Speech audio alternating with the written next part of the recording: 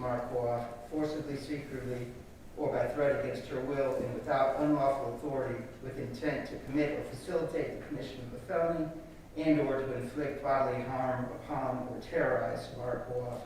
And during the commission of the aforementioned kidnapping, said William Robert Baer Jr. carried or had in his possession a weapon, to wit, a knife, contrary to the provisions of section 787.01, paren A, and 775.087, paren 1, paren A, Florida statutes. In count 3, that William Robert Baer Jr. on May 17, 1999, in the county of Duval in the state of Florida, did unlawfully by force, violence, assault, or putting in fear, take money or other property, to wit, money, the property of Saad Coaf, from the person or custody of Samar Coaf, with the intent to permanently or temporarily deprive Saad Coaf of the money or the property, in the course of committing said robbery, carried a deadly weapon, to wit, a knife, contrary to provisions of section 812.13, paren 2, paren A, Florida statutes. And in count 5, that William Robert Baer Jr. on May 17, 1999, in the county of Duval in the state of Florida, knowingly committed a battery upon Samar Coaf by actually and intentionally touching or striking Samar Coaf against her will, and in committing the battery, used a deadly weapon, to wit, a knife, contrary to the provisions of section 784.045, paren 1, paren A, little 2, Florida statutes. If the court will bear with me, I'd like to give a more detailed factual basis. As I stated before, these crimes all were committed on May 17, 1999 in Duval County, Florida. There were 2 victims in this case. The victims were husband and wife. The first victim is Saad Coaf, who was the victim of first-degree murder and armed robbery. The second victim is Samar Coaf. She was the wife of Saad Coaf. Samar Coaf survived, but was the victim of an armed robbery, armed kidnapping, and aggravated battery.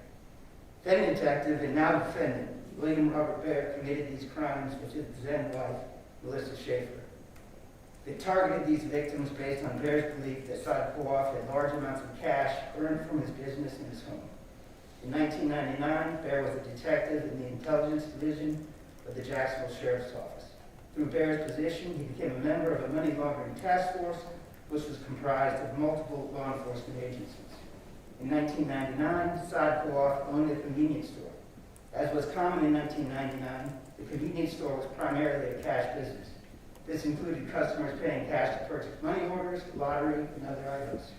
In 1999, the task force received information that Saad Coaf was making cash deposits in amounts close to $10,000 into his bank. These deposits triggered a review by the task force. It's important to note that the task force did not have any additional information that Saad Coaf was engaged in any type of criminal activity, and this never changed throughout the entirety of the investigation. As part of this review, Baer participated in surveillance of Saad Coaf, which included surveillance at his home, at his business, and at Mr. Coaf's bank. At Mr. Coaf's bank, Baer interviewed Saad Coaf's bank teller. Through that interview, Baer learned Mr. Coaf's routine cash deposit pattern at his bank. Based on the information Baer obtained, Baer believed Saad Coaf was likely keeping cash for his business at his home before depositing the cash at the bank. Baer came up with a plan and enlisted his then wife, Melissa Schaefer, to commit an armed robbery on May 17, 1999, at the home of Saad and Samar Coaf to take money from the Coafs through force and violence. In 1999, Saad Coaf and Samar Coaf lived in Deerwood, which is a gated community. On the morning of May 17, 1999, Baer and his wife Schaefer drove to Deerwood, posing as real estate agents. In 1999, Deerwood security did not require the collection of personal information from real estate agents who entered through the security entrance for business-related purposes. As a result, Baer and Schaefer were allowed to go through the gate at Deerwood without providing any personal identification. Baer and Schaefer then drove to the Coaf home. Baer was armed with a hunting knife he brought with him to commit the armed robbery. Once they got to the Coaf home, they found Saad Coaf in the process of leaving his home. Mr. Coaf was leaving to drive to his mother's house to pick up his mother and take her to a doctor's appointment. Samar Coaf was inside their home. Their daughter was at elementary school. Baer saw that the garage door was open and that Saad Coaf was getting ready to leave and was in his driveway. Baer and Schaefer got out of their red Jeep Cherokee that they were driving. Baer had previously stolen a license plate and placed it on the red Jeep Cherokee to conceal the true ownership of the Cherokee before they committed these crimes. Baer approached Saad Coaf. It's unknown exactly what Baer said to Mr. Coaf, but shortly after approaching him, Baer and Saad Kouaf became engaged in a physical struggle. Baer was able to push Saad Kouaf into the garage and began to repeatedly stab him with his hunting knife. Samara Kouaf, inside the home, heard yelling coming from the garage. She opened the door leading to the garage and saw her husband in a physical struggle with Baer, and saw Baer stabbing her husband with a knife. As Samara entered the garage to help her husband, Samara was confronted and grabbed by Melissa Schaefer. A physical struggle occurred between Schaefer and Samara Kouaf, during which Samara Kouaf bit Melissa Schaefer on the left shoulder area of Schaefer's arm, causing Schaefer's arm to bleed. Schaefer was then able to physically get control of Samara and took her inside the home. Schaefer began to demand that Samara Kouaf tell her where the money is. Schaefer told Samara Kouaf to give us all your money. We know you have the money. Samara Kouaf gave Schaefer $500 from her purse. Schaefer told Samara that she knew there was more money. Schaefer said she knew that Saad Kouaf had went to the bank each week and knew that Saad Kouaf had not gone to the bank that morning and knew there was more money in the home. Samara Kouaf was taken under the threat of force and further violence to various areas of her home as part of the defendant's search for money. During the search for the home, Samara Kouaf also gave Schaefer $100 from her daughter's room.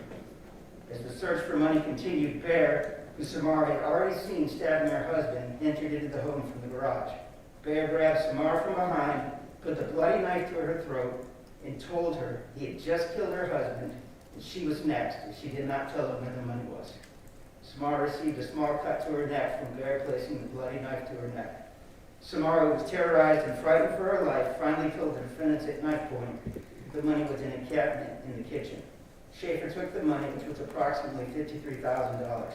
Baer and Schaefer then used duct tape, which they had brought with them, and duct taped Samara's mouth shut and duct taped Samara to a chair. Baer and Schaefer then fled the home. Samara was eventually able to escape and called the police.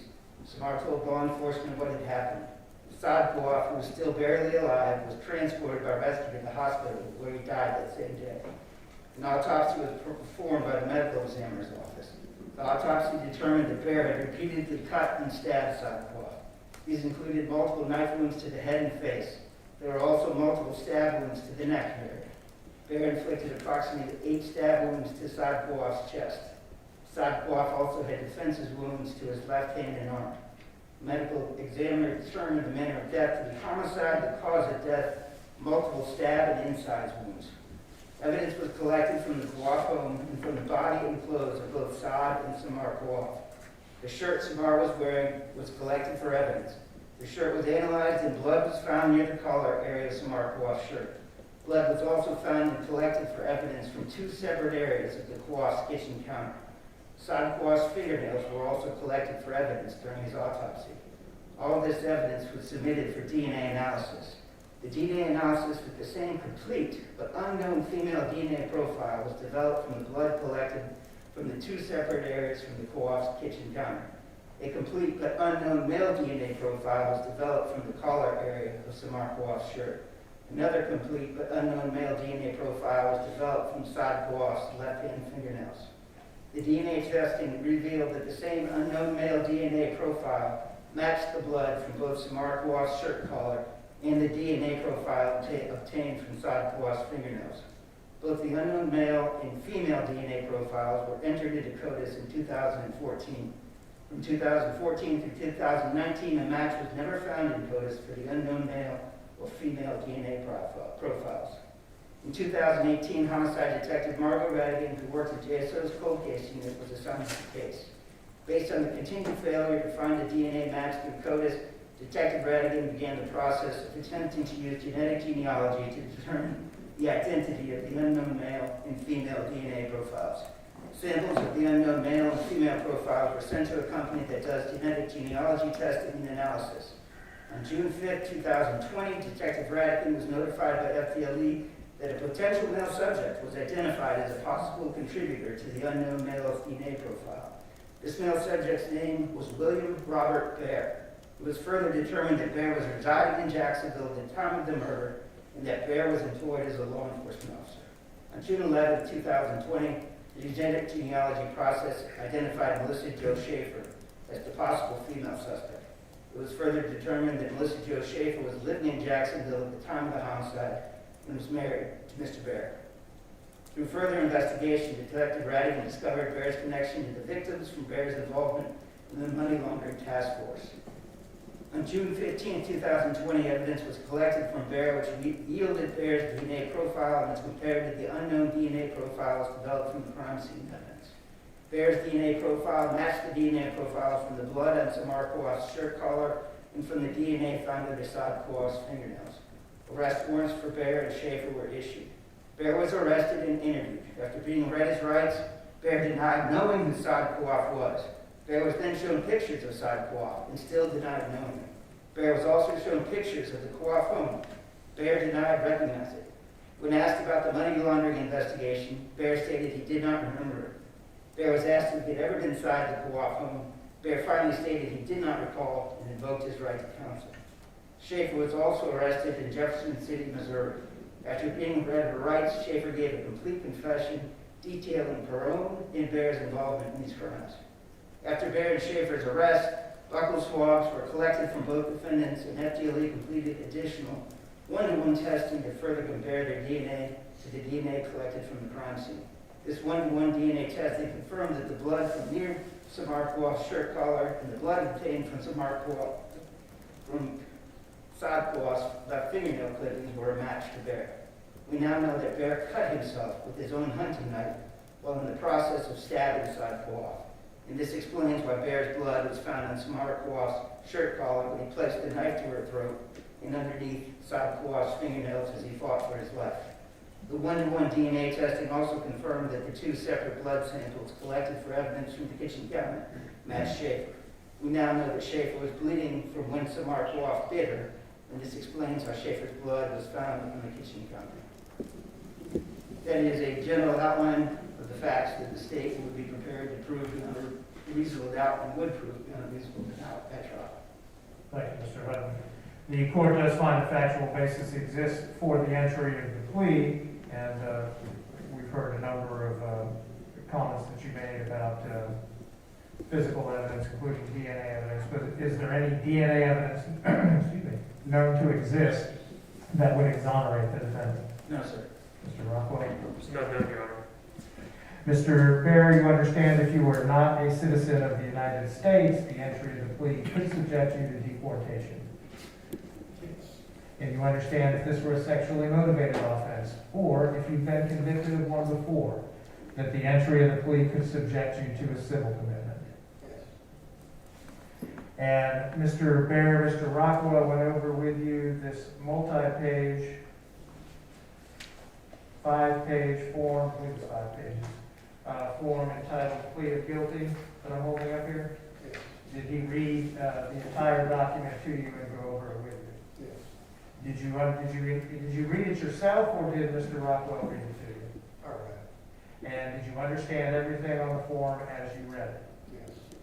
Do you have any questions about anything that's on the form? No. Or any questions about anything that Mr. Rockwell told you? No. Or any questions about anything that's happening here today? No. And you signed the last page of the form indicating that you understood the form in its entirety. Yes. In addition to that, Mr. Rockwell has shown you a green form entitled Waiver of Pre-Sentence Investigation Report. Yes. Did you sign that form indicating that you understood it as well? Yes. And Mr. Baer, you heard the discussion earlier about where your placement would be. You understand that that is only a recommendation or lack of objection from the court as to where you would be housed, that recommendation or lack of objection is not binding on the Department of Corrections, and that your placement is entirely up to them. Yes. And does that have anything to do with whether or not you wish to enter this plea at this point? In addition, you understand that it is the court's intention, if the court accepts the plea negotiations in this case and sentences you according to those plea negotiations, that you would serve the remainder of your natural life in prison. Do you understand that? Yes. It is the court's intention that you would die in prison, that you would never be released. Any questions about that? Sir? No. Mr. Hutton, you've indicated that there is victim impact evidence you wish to present. Yes, sir. Now would be the time. You're, they have my client sit down. Yes.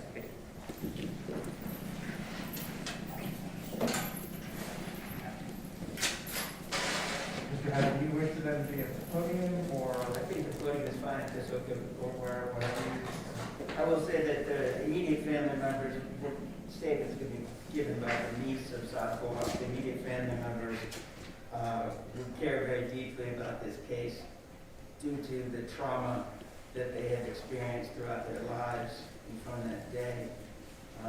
We're not comfortable with being in court and seeing the defendant.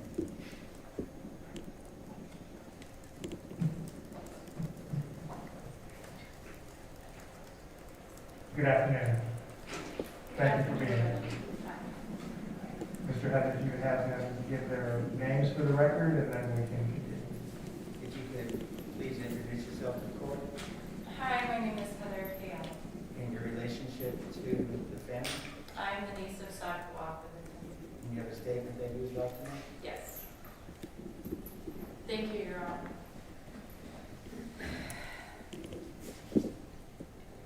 May 17th, 1999. It is 4:00 p.m. I just got off the bus from school, 8th grade. The biggest thing I was dreading was studying for a science test that night. After I got inside, a message playing on the answering machine said, "Saad was murdered this morning." My brain shut down. I couldn't process it. I had just seen him during Thanksgiving. I had one of the best memories with family I've ever had that Thanksgiving. How could this be happening? As a kid, I would hear about all kinds of bad things in the world, but how did this happen to our family? Who could do something like this? Unbeknownst to me at the time, the last question would haunt our family for the next 21 years. Who could do this? Saad was a beloved father, husband, brother, uncle, friend. A man who put his family above all else. He emigrated from Syria. He deeply cared for others. He had passions and dreams. He had a great sense of humor.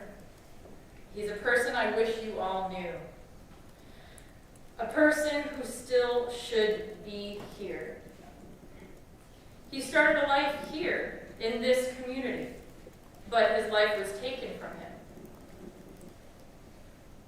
As the years passed and we continued on without answers, I wondered if there was anything I could do. I wasn't sure what that might be, but I began reaching out to law enforcement in hopes of finding a direction or a next step. I needed to try to connect with people who could potentially make a difference. It was my way of keeping hope alive. My uncle doesn't have a voice, so it's up to us to be that voice. I prayed daily for answers and for clarity. I began taking courses in criminal justice and in corrections. My career ended up taking me on a completely different path, but through research and some understanding of this field, I continued on my search for answers. On July 2nd, 2020, I received a phone call I wasn't sure would ever come. I was informed arrests had been made in my uncle's case. I immediately alerted my family.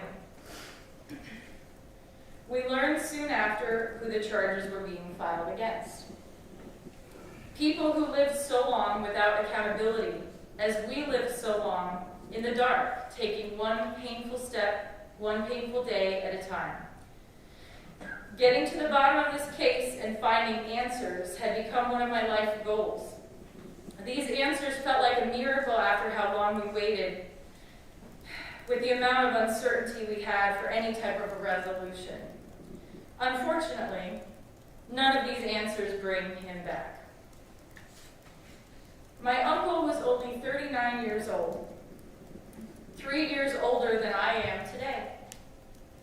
He was robbed of his entire life ahead of him.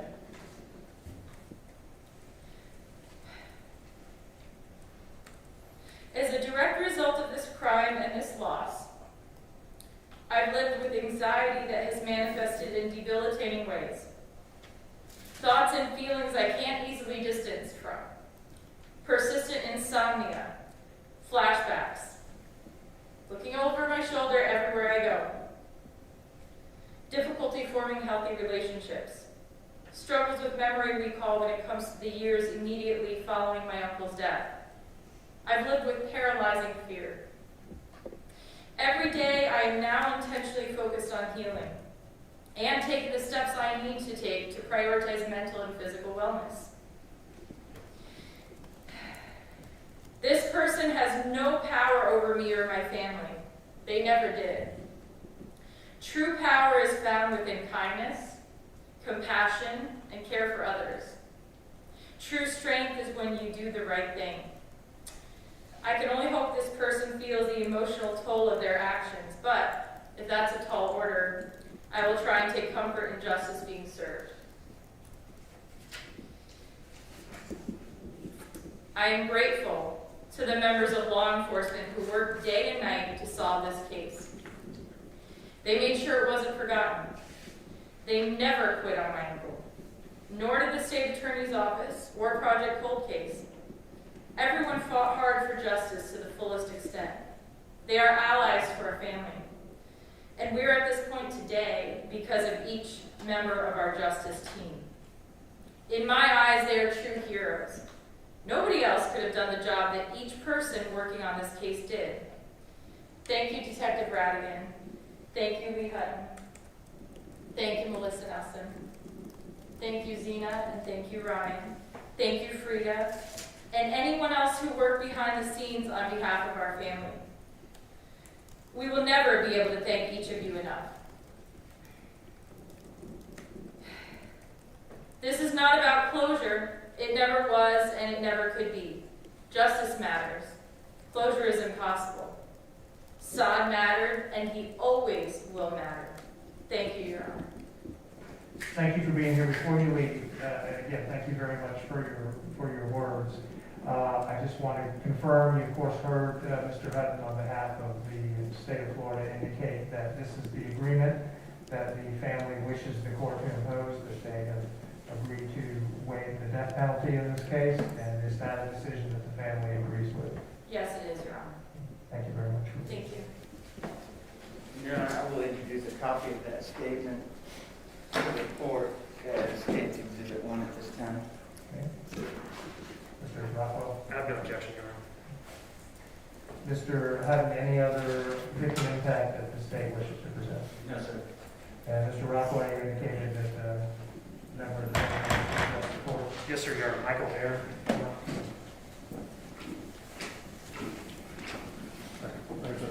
Dark. I think they want you going up the middle.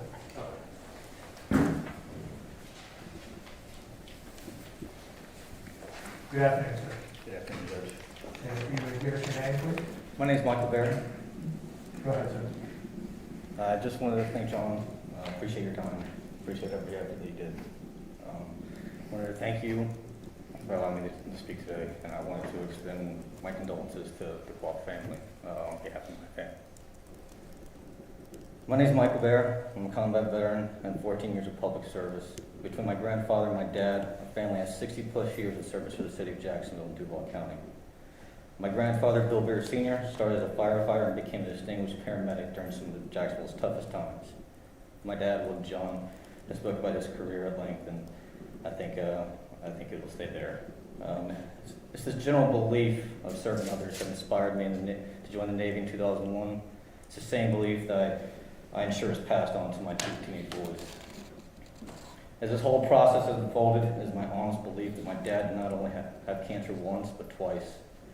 The first occurrence, he was able to fight off through pure will and courage to undergo experimental treatments.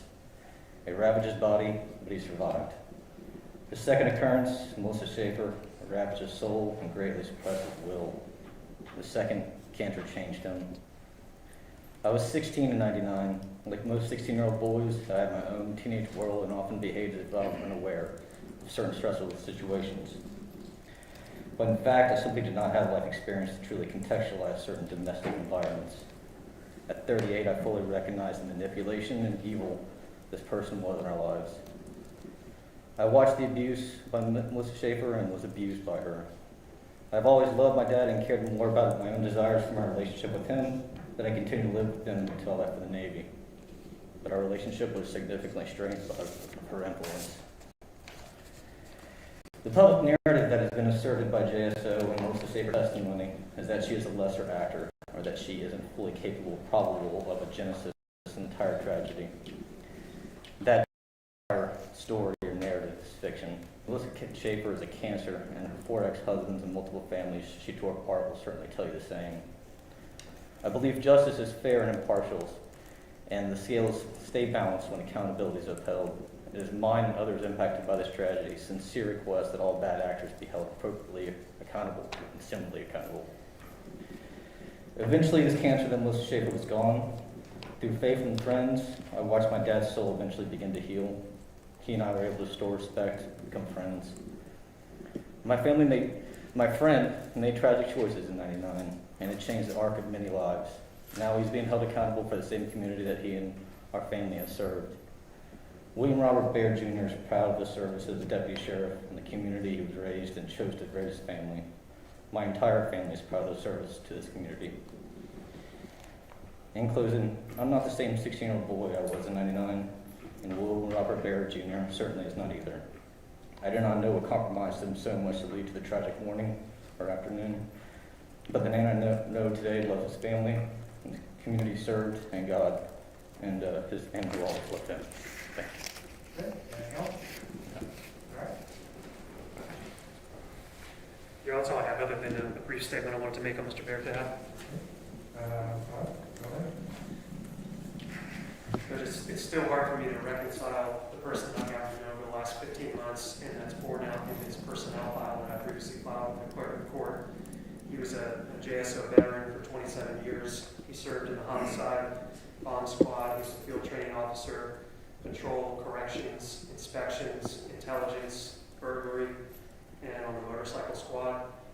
I've reviewed, as part of the mitigation in this case, every single one of his performance evaluations throughout those 27 years, and every single one of them was on the higher end of remarks, with comments such as, every citizen who interacted with Officer Baer during this time period was satisfied, he was professional, he was polite. One even went so far as to say if every officer was courteous as Officer Baer, JSO would have a better workforce. During post-blast investigations, I've seen him crawl around on his hands and knees for hours collecting evidence. He's an experienced detective who does an excellent job in the bomb tech and technical unit. Those are just a few of the comments, Your Honor, in his personnel file for his reviews. I also filed yesterday excerpts of that personnel file, which are his 49 commendation letters from that 27-year career with JSO. I'm obviously not going to go through all those because of the situation that we're in today, but I wanted to point out a few of them. He was awarded the Medal of Merit in 1988 for recognition of his actions in saving the life of a 3-year-old child who had stopped breathing. He was Zone 2's Police Officer of the Month in June 2001, and he received many commendations from the time that he was on the bomb squad, including defusing several major bomb events, one being threats at the Humana business here in Jacksonville after a multiple-day threat by a formerly disgruntled employee. He also received a commendation from a church pastor when a bomb threat was made during a church service at the United Methodist Church. And he also, in 1997, received a commendation from the Assistant Chief of Police for his instrumental work in investigating and interrogating a suspect named Philip Johnson, who had committed what's still the biggest armed robbery in the course of U.S. history, when $20 million was stolen from the Loomis Fargo terminal. So, all that said, Your Honor, we are here today. He's taking responsibility for his actions and understand that the court has no discretion to impose a sentence other than what's in the plea agreement. We wanted to make sure that it's not lost on the court, his service to the community and the citizens of Jacksonville. That's all I have. Thank you. Mr. Rockway, you're a good lawyer, and what you said is not lost on the court. However, I will tell you this, I hadn't planned on saying it, but since you brought it up, everything that you just said makes your client's actions all the more horrific and aggravating in this case. And it's as simple as that. Mr. Hyden, you got anything you want to say? I do, Your Honor. I think what we need to make clear here today is that William Robert Baer is a disgrace to his name and to the badge. What he has done is the ultimate betrayal. He stands before you now what he is, which is a murderer, and he should be sentenced to prison for the rest of his life. Any legal reason why a sentence cannot not be imposed? No, Your Honor. Mr. Baer, if you'll please come back up to the podium. Mr. Baer, the court finds that your plea is freely, knowingly, and voluntarily entered with full understanding of the nature and consequences of the plea. Therefore, the court accepts your pleas as guilty in count 1 to the capital life felony of murder in the first degree. It is the judgment and sentence of this court that you be adjudicated guilty of that offense, and you be sentenced to life in the Florida State Prison. That is a mandatory life sentence. You were to be given credit for, how much credit time? 454 days. 454 days time served. In count 2, you are to be adjudicated guilty of the life felony of kidnapping with a weapon. You will be sentenced to life in the Florida State Prison with that same amount of credit time. In count 3, you are to be adjudicated guilty of the first degree felony punishable by life in prison of armed robbery. You are to be sentenced to life in the Florida State Prison with the same amount of credit time. In count 5, you are adjudicated guilty of the second degree felony of aggravated battery with a deadly weapon. You are to be sentenced to 15 years in the Florida State Prison with the same amount of credit time. Those sentences will run concurrently with each other. The court imposes mandatory court costs of $518, Madam Clerk, is that correct? Yes. And count 5 carries a surcharge of $151 and $201. Are there any other fines and costs? No, that's it. State seeking any other fines and costs? I'll get to the restitution in just a second. Yes, sir. And restitution orders will be imposed jointly and severally with the co-defendant and the amounts as outlined earlier by Mr. Rockwell. State have an announcement on count 4. State will announce non-cross code 30. Anything else from the state? Yes, sir. Defense? No, Your Honor. Mr. Baer, you have 30 days to appeal this sentence if you believe it to be unlawful. If you cannot afford an attorney, one will be appointed for you. That will conclude your hearing.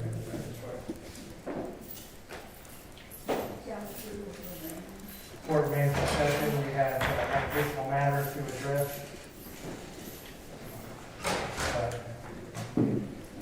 Thank you, Mr. Russell. Thank you, Judge. State and Mr. Coker will just give me 1